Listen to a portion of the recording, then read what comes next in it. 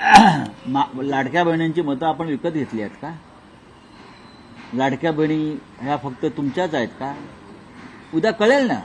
माझं असं म्हणणं आहे, उद्या कळेल कोणाला काय म्हणायचं आहे. लोकशाहीमध्ये त्याला स्वातंत्र्य आहे सांगण्याचं, बोलण्याचं, लिहिण्याचं.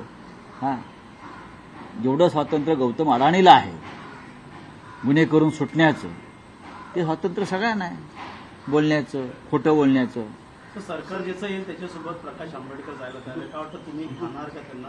बघा, प्रकाश आंबेडकर हे एक लोकशाही मानणारे नेते आहेत. त्यांचे जर 50-60 आमदार निवडून येत असतील आणि गरज लागली 50-60 आमदारांची, तर आम्ही नक्की, आणि महाराष्ट्राचे महत्त्वाचे नेते आहेत ते प्रकाश आंबेडकर साहेब, आम्ही नक्की त्यांचा विचार करू. काय विचार करायचा नाही? लोकसभेला सुद्धा आम्ही प्रयत्न केला, ते आमच्यावर राहावेत. विधानसभेसाठी आम्ही आंबेडकर साहेबांचा प्रयत्न केला.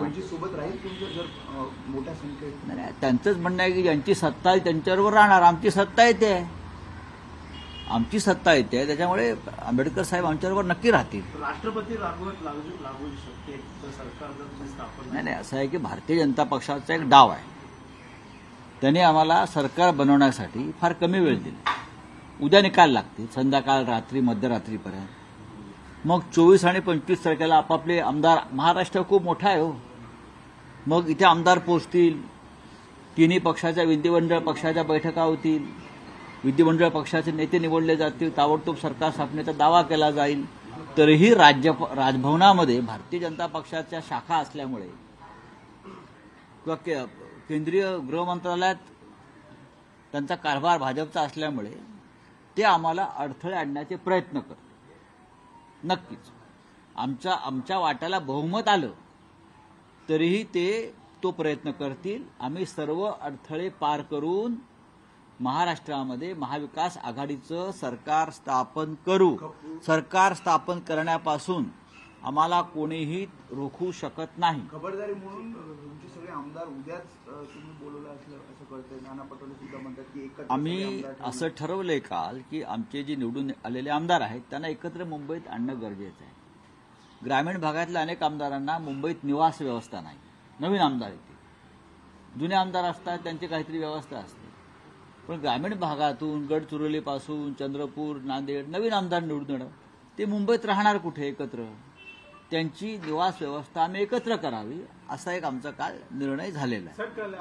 म्हणतात की अपक्षांची गरज नाही आम्हाला. क्या चर्चा हुई थी? क्या जो है जो विधायक संभावित एक मिनिट, तुमचा प्रश्न काय? म्हणतात की अपक्षांची गरज नाही. कोणते गुलाबराव? पाटील. बघा, तिथे गुलाबराव देवकर जिंकून येत आहेत, त्याच्यामुळे त्यांचीच गरज पडणार नाही.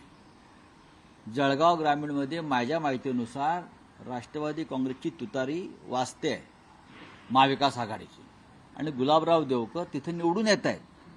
त्याच्यामुळे त्यांची गरज आहे की नाही सरकार स्थापनेत हे त्यांनी ठरवायचं. आप बोलिए सर. ये कल आप लोगों की एक जो है ग्रैंड हयात होटल में मीटिंग हुई थी, आज भी आप लोगों की कुछ मीटिंग होने वाली है. क्या इसमें प्लानिंग हो रही है कि जो विधायक संभावित जीत कराएंगे, संभावित उम्मीदवार जो है, एक बात यह है कि कल सुबह से नतीजे आएंगे. हमें पूरा विश्वास है कि हमें बहुमत प्राप्त होने जा रहा है. 160-165 तक हम विधायक हमारे चुनकर आएंगे. महाराष्ट्र बहुत बड़ा राज्य है, दूर दरार से लोग चुनकर आएंगे. मुंबई में आने के बाद उनके लिए रहने के लिए जगह नहीं है, कहाँ रहेंगे वो? भागम भाग होगी, उनके ऊपर प्रेशर रहेगा ये लोगों का, खोखे वालों का. तो सबकी रहने की व्यवस्था एक होटल में एक जगह पर करने की योजना हम बना रहे हैं.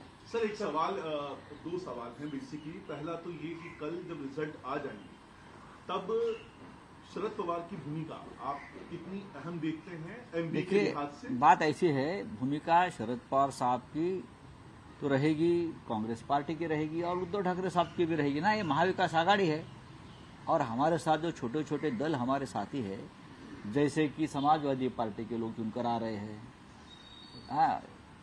कम्युनिस्ट पार्टी के लोग चुनकर आ रहे हैं, शेतकरी कामगार पक्ष है वहाँ एक, उनके लोग चुनकर आएंगे, कुछ इंडिपेंडेंट आएंगे.